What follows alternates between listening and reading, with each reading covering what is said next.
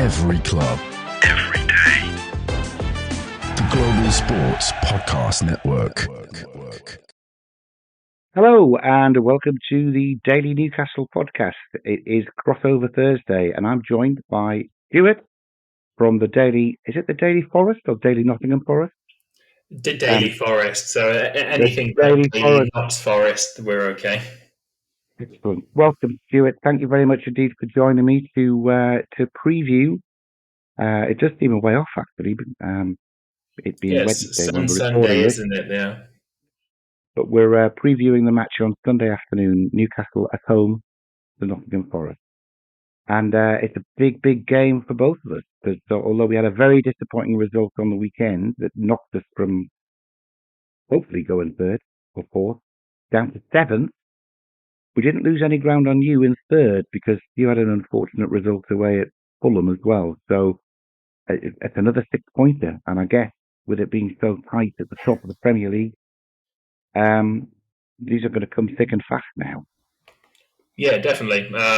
So, I mean, the season is flying by somehow, even though it's certainly been very, very cold here today. There is only 13 matches left of the season. We're almost into the home straight. And you're right, we both have reasonably similar records in the last few games.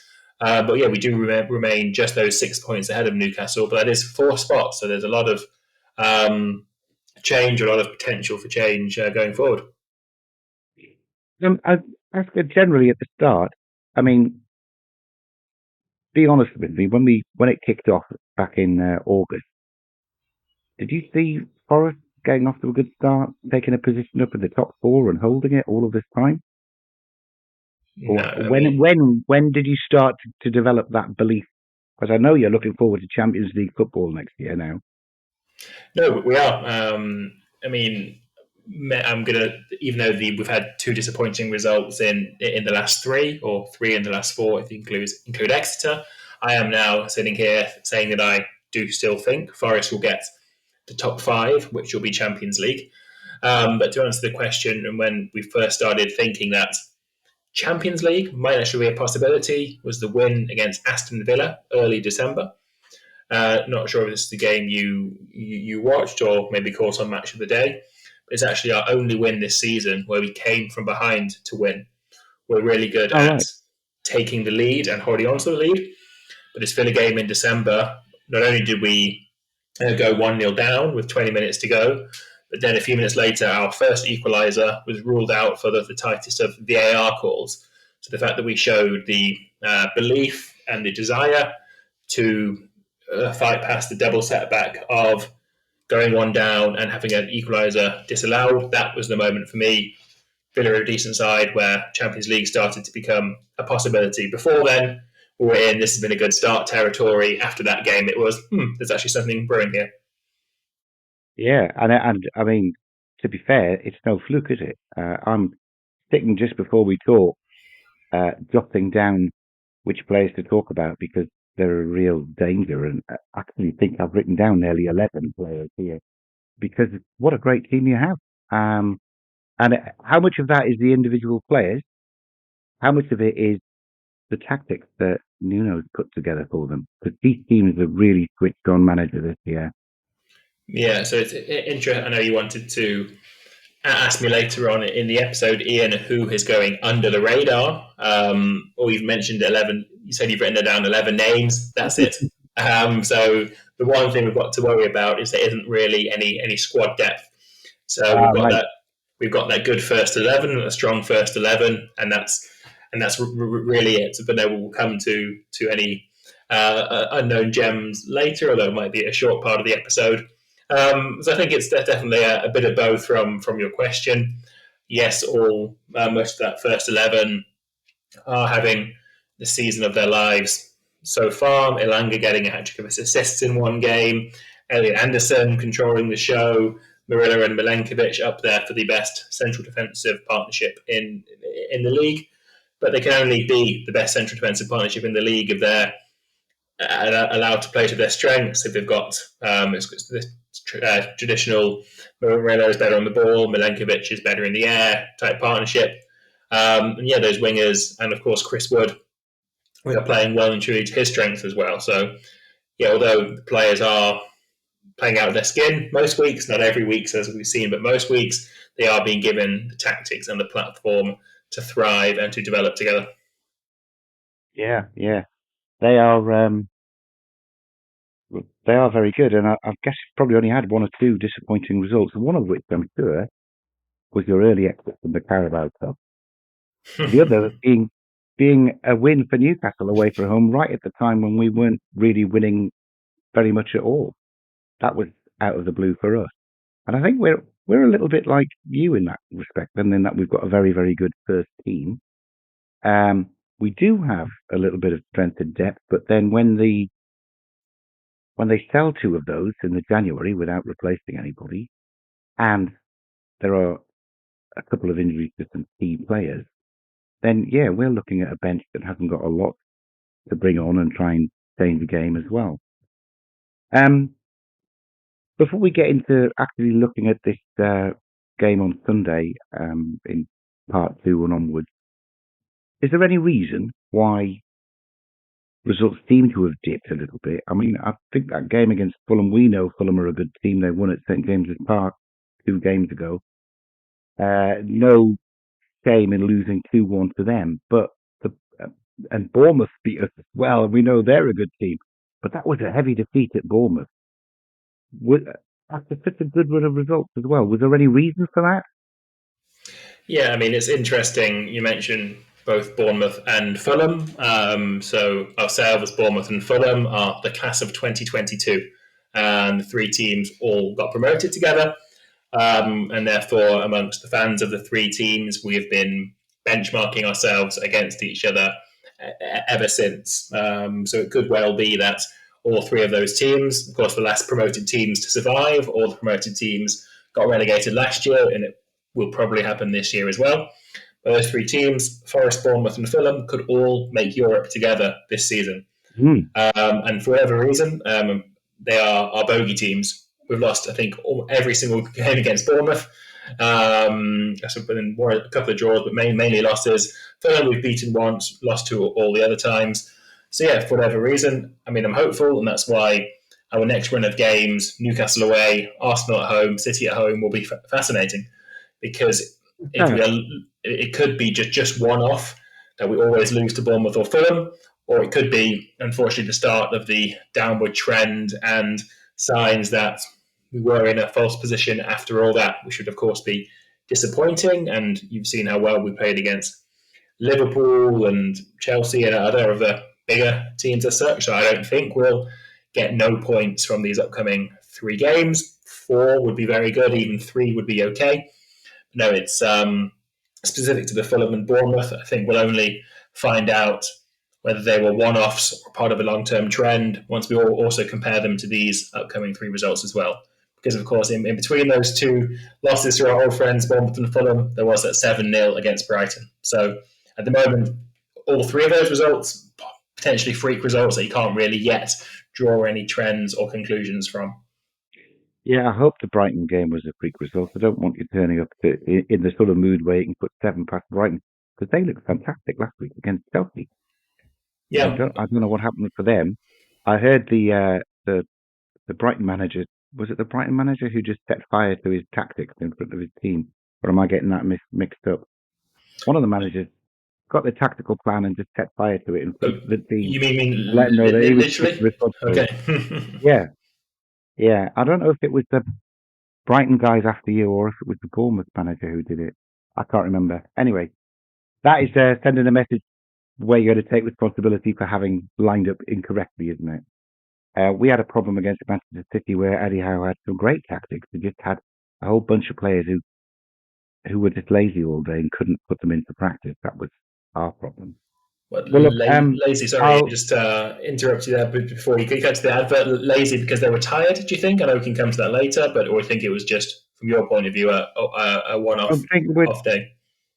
I don't think they've got any excuse to be tired.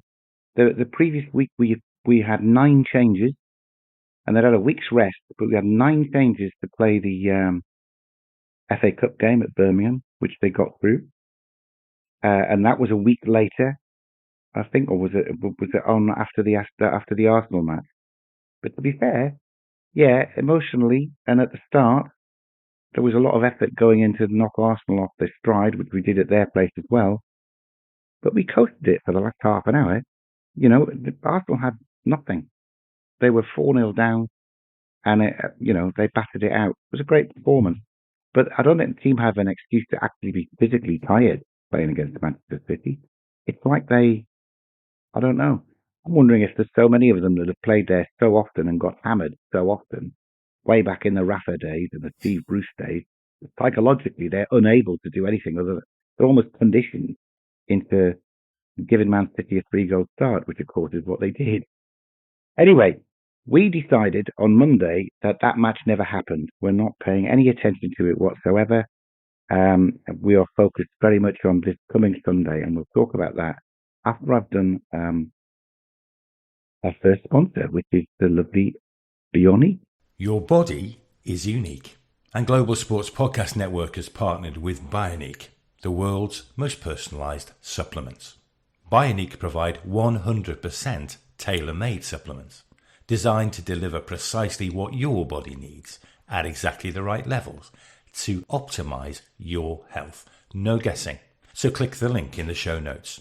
Use the code GSPN 2025 for 40% off your first month's subscription. Bioniq. Don't settle for off-the-shelf solutions made for just anybody. Get what's right for you right now.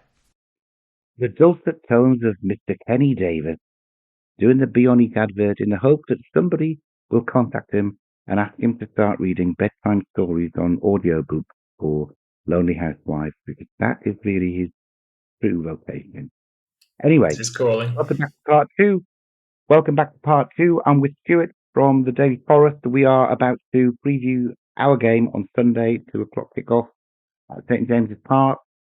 One of the reasons that it can't possibly be the only reason, but one of the reasons we probably did struggle at City was that our midfield destroyer, Joe Linton, our very own Tasmanian Devil, he was out injured. He's picked up an injury and he's out till the middle of March. So we are not going to have him to play against yourselves.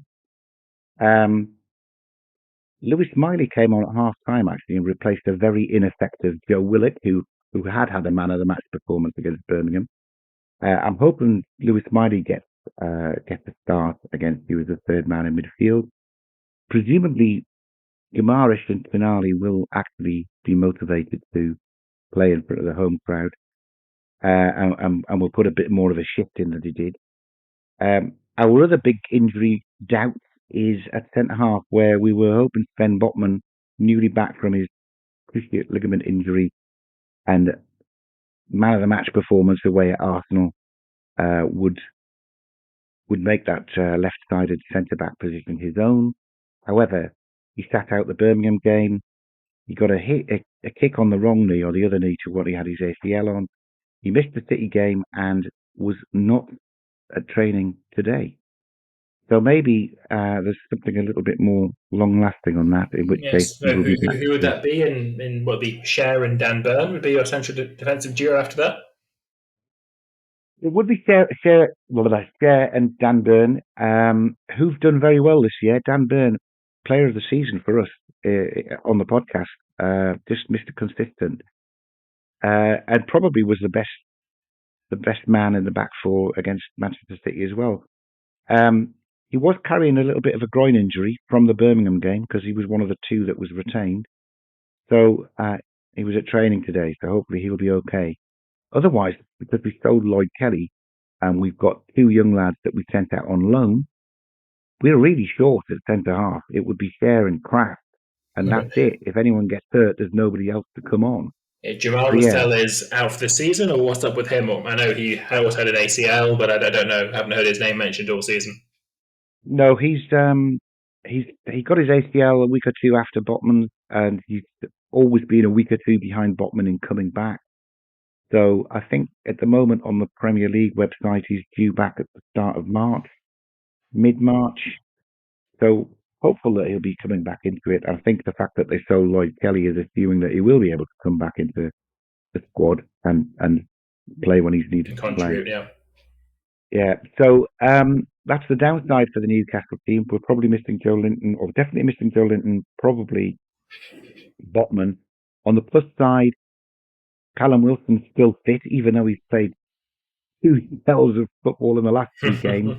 Harvey Barnes was on the bench away at City as well, so that's some of the strength in depth coming back to be available to come on. Harvey Barnes has got a little bit of a thing about playing against Forest, I seem to remember as well. He got that he came on as a sub and got the last goal at your place, I believe. Oh, and in that 3-1 in the end it wasn't it? I think that was unfortunately, as we said earlier, it was the Villa game that was our moment where we thought, we can really challenge. I think the Newcastle game was the week before for that, so that was again at the beginning of us worrying in November time. Okay, this has been a good start and a good start only. But again, it's the way we responded from the Newcastle loss to then get the Villa win that led us to begin to dream again and keep up that form for 7 wins in a row. It was up until the Liverpool draw ended the run, and then we still remain third, and we will be third even if we lose on the weekend. We've still got a bit of a gap. Yeah, you've got a bit of a buffer there, which is good. Yeah. It means that a draw at Newcastle is probably a good result. Yeah, I think so. I mean, whereas for us, where we're playing catch up, we don't really want to be drawing anywhere. Would have been nice to get one at City, of course, after that. But we went there thinking we had a chance of winning. It seems deluded now when you're really through that game. So, how are Forest shaping up after their match on the weekend? Any doubt coming through? Not really. So, as we mentioned earlier, it's been a very consistent 11, really. Or consistent 12 or 13, though starting in central midfield is probably where the most changes. But no, Callum Hudson-Odoi came back from 3 games out off the bench last weekend, so we'd expect him to start, which means that the only injuries are Taro Awani, our backup striker, who got a broken nose in the FA Cup game and a concussion. So I think because he was a concussion substitute, it meant he wasn't allowed to play against Fulham. I think it's 12 days after the concussion you're not allowed to play. So I think our game together is maybe day 13 or 14 out of that. So maybe they'll risk him on the bench, maybe not. And then a backup keeper, Carlos Miguel, got an injury also next to games, meaning our keeper on the bench will be. Can you name our third choice keeper who'll be on the bench? Well, it's not Odysseus anymore, is it? It's not Odysseus, no. It's Wayne Hennessy. Ah, right, okay. In fact, if I stopped and thought, I might have been able to get that. Because, of course, your first choice goalkeeper, a bit of a failure at Newcastle. Rafa bought him, played him about 15 times, and then he lost his place, and then he moved on. So he didn't obviously start very well. That was in the Championship as well.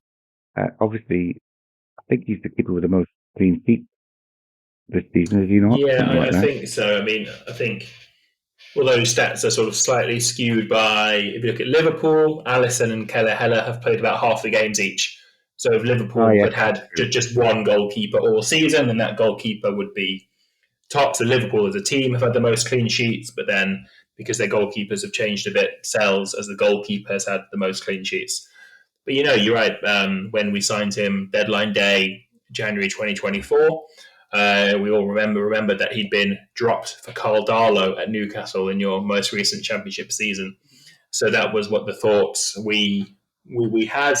We'd had such a bad year for goalkeepers last year with Matt Turner and Odysseus Vlachodimos being completely not up to the job. So Sells was brought in because his name wasn't Matt Turner or Odysseus Vlachodimos. He wasn't using his ability. It's just because he was somebody else, and he did okay. In the second half of last season, we stayed up but throughout the summer, the assumption was we would sign Aaron Ramsdale or Sam Johnston or someone like that, goalkeepers who were available. But we didn't. We instead signed Carlos Miguel, a young, raw keeper from Brazil, played against you in that Carabao Cup game, of course, back in August. But Sales has just kept the jersey, and he's grown in confidence, grown in strength, and he is now one of the league's mostly outstanding keepers, always up for save of the month.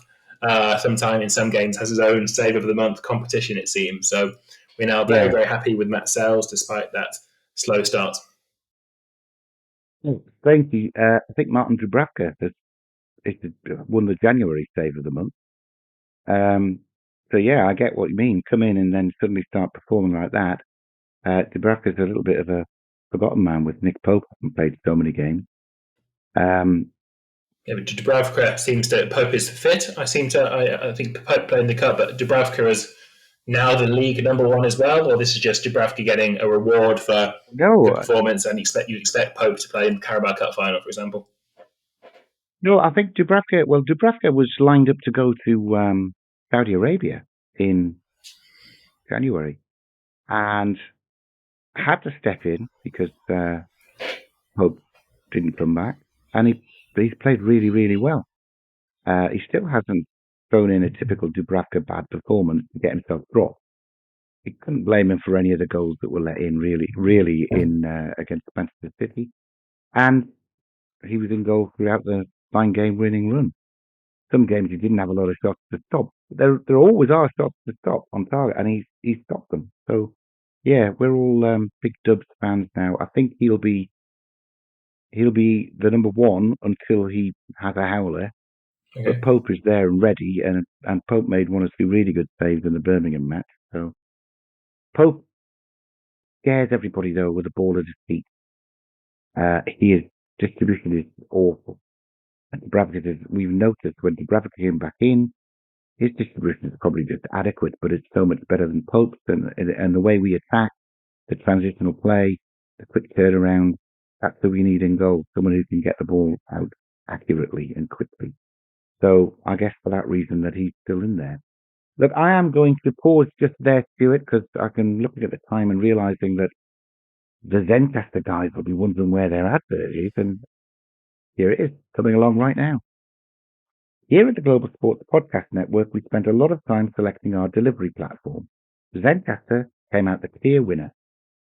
With 4K video recording from your phone and AI editing that automatically removes all those ums and ahs, it's super easy to start a podcast that sounds great and is delivered efficiently. If you're ready to tell your story, check out the link in the show description to learn more about Zencastr.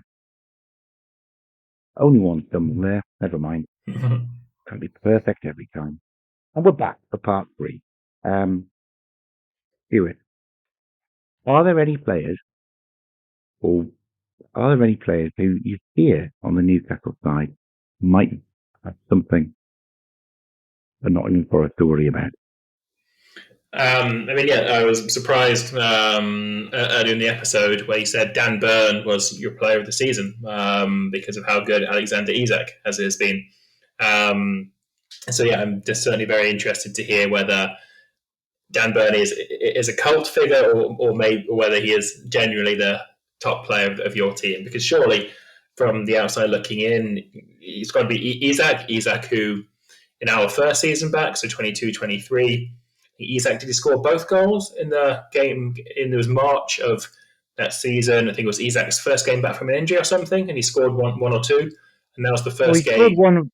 He scored one weird volley off his shin in midair, didn't he? Which was actually a really well taken goal, the way he adjusted in the midair. Yeah, he scored that one. He got a penalty when we lost 3-1 at St James's last year as well. Mm-hmm. That second goal against you, was that him? I remember him even the season before. Was it not him that scored the last minute? Was that the last minute penalty? Yeah. So when Musa Niakate gave away with a handball. So that was when, I thought Isak at 60 million was certainly a very steep price tag, and I don't think he had injuries at the start, but he's just got better and better in my eyes, and he certainly. I know PSR is a curious topic, but I think it's going to benefit you guys almost because you're not going to sell him for anywhere less than 100 million, and because of other clubs' PSR constraints, no one out there has 100 million. who would realistically go to. So it's good that he's going to hopefully be in the black and white shirt of Newcastle for some time to come, and you can build a team around him if you haven't already. Or would you say Bruno or Tonali even are more crucial to the way you actually play than Isak himself? No, Isak is the cutting edge, definitely. Such a good player, and he can come across and play on the left, put in almost a telepathic understanding on the games when they're firing, with both Murphy on the right and Gordon on the left. To be fair, Guimaraes now is a little bit further forward. His first instinct on the transition is to look up and see where Isak is to play him through.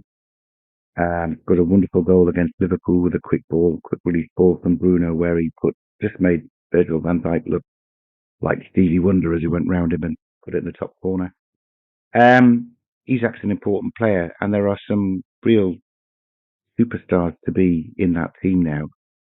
But I wouldn't say they all put it in every single week, and I think that's what has been most impressive by Dan Burn. Dan Burn is, everybody knows he's a limited player, and I think he is a little bit of a cult hero because he's a Geordie and he's lost his finger, and we love him. He's a freak, isn't he?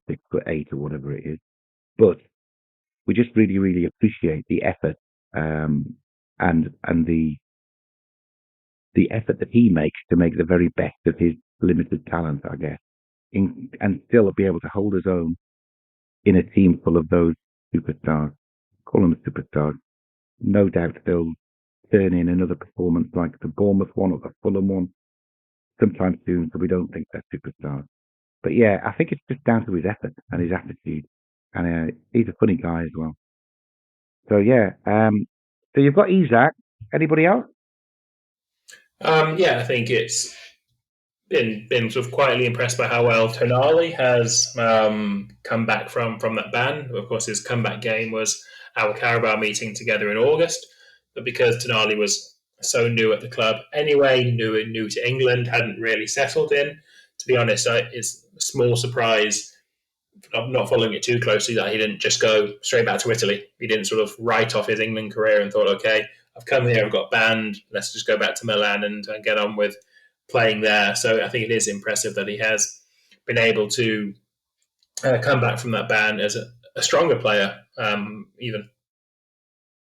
Well, he got spoiled really by the Newcastle fans, and the team and the squad. He trained with them all the way through last year, although he couldn't play any matches. And the fans had all the songs and were singing them all through last year when he wasn't playing. So I think that he feels he's got to perform for us because he owes us, and he does. But fortunately, after the in and out performances of the first few games, when Howe finally decided Tonali was his sixth and it wasn't Bruno, and Bruno trusted him to then play further up as the eighth, that's when we went on that run of 9 straight wins. And they do look very, very good, because I'm saying Tonali's the sixth and Bruno is the eighth. Just when you're least expecting it, you'll suddenly find that they've swapped and it's Tonali that's bursting through. As you saw the third goal that they scored against Southampton, it's Tonali that suddenly is broken through and is 15 yards ahead of any defender, bearing down on the goalkeeper. So they're quite good at swapping over when you're not expecting it, and I think that's quite a useful weapon. But yeah, Tonali's super. On your side, I mean, I've been most impressed. I don't think it's just biased. Most impressed this season by how well Elliot Anderson has settled in. Yeah, it was very interesting that he was signed to provide cover on the wings. That was where he played in pre-season, and we thought he'd just be another option, to play on the wings. But instead, announced today, England will be playing Senegal at the City Ground in the summer, and we're now fully expecting Elliot Anderson to be starting in that midfield for England, in centre midfield. He's been that good, that impressive in making a position his own, with his work rate, his energy, his passing. Not yet with his goal scoring, just got the one for us so far, and we're hoping that will increase as the season progresses. But yeah, we are, I said, certainly got the absolute best bargain of the season, getting him for just £15 million once you consider that that allegedly we received 20 million quid in return from the Codemos. So yeah, I mean, modern football, it's a shame that these things have to happen. I mean, again, we can do a whole other episode on PSR, but in this deal, we certainly looked out. Yeah, I think you scored there, but then maybe we owed you because you did take John Joe Shelby off our hands, and at the time we thought, oh look, they've taken Chris Wood and given us nearly all of our money back. But I mean, he's been a super buy. He was only 15 million as well, was he? Yeah, that certainly is a big part of how you never can tell how well a football transfer works. I was happier with DeAndre Shelby than I was with Chris Wood that first January. Only 2 years ago now, feels like a lot longer ago. But no, with Shelby, it was the proven Premier League central midfielder, a bit of creativity, a bit of work rate, and Chris Wood, as we said, he'd barely did anything for Newcastle. We didn't play long ball football, so it was. I mean, if you look at them together, I think we paid 15 for Chris Wood and got John Joe Shelby on a free. If you average it out to 7.5 a signing, then it makes Chris Wood even more good value. Yeah, good value. Right. Let's move on to our predictions for the game, Stuart. It'll be interesting. Either of us trying to guess what on earth either of our teams are going to perform like. I guess you've got even more variations. You've got to consider whether it's a 7-0 winning performance or a 5-0 defeat performance coming up. I've got a 4-1 against Bournemouth and 4-0 against City to weigh up against 2-0 at home to Arsenal. So who knows how it's going to go. But you tell me, how do you think that game's going to go? Yeah, I mean, that's true. So if you think Newcastle will win, then I'll take that as a compliment that you think we are as good as Arsenal, or we're only a place below them in the table. So maybe we are as good as Arsenal. I don't know, should we agree on a score draw based on how unpredictable our teams have been in the last few games, or do we need to put our heads on the line and really say something? Why not? I'm going to say we're alternating. We lost to Fulham, so we're going to beat you and then lose to Arsenal the following week. So I'm going to say 2-1 to Forest. Okay, interesting. I won't go for the score draw. I would never go for the score draw. Any regular listeners of the Daily Newcastle know that every single one of my predictions, which I can back up, by the way, with logic, but I always predict that Newcastle are going to win 3-1. And that's paid out 3 or 4 times in the last 2 months. So, from whether that was away at Nottingham Forest was a payout, I believe, at 3-1. And at home to Bromley was a payout at 3-1. Away at Southampton was a payout. I'm going to go for 3-1. I think Isak will score, probably Gordon again, but I would like to see one of the midfielders that doesn't normally score come through. Maybe we get a Lewis Miley goal. Great, his second goal. Yeah, but then to be fair, if we're struggling, if we're playing like we were playing against Fulham, but take a draw now. Yeah, if we played like we played against Fulham, we'd take a draw now. It's what have Fulham done to us. I know, they're awful. Anyway, look, good. We've both predicted wins for our teams, which is what our listeners want to hear, isn't it? Definitely. We'll have to see how it goes on Sunday. Thank you very much indeed, Stuart, for joining me to preview that game. And I've waffled on a little bit to go over the half an hour. Thanks very much, everybody, for listening. We will be back. Probably, when are we going to be back? This is crossover Thursday, so we'll be back tomorrow with our own preview of the game. I'm not sure who the lineup is there, but it'll be more than me on my own anyway. See you soon. Every club, every day. The Global Sports Podcast Network.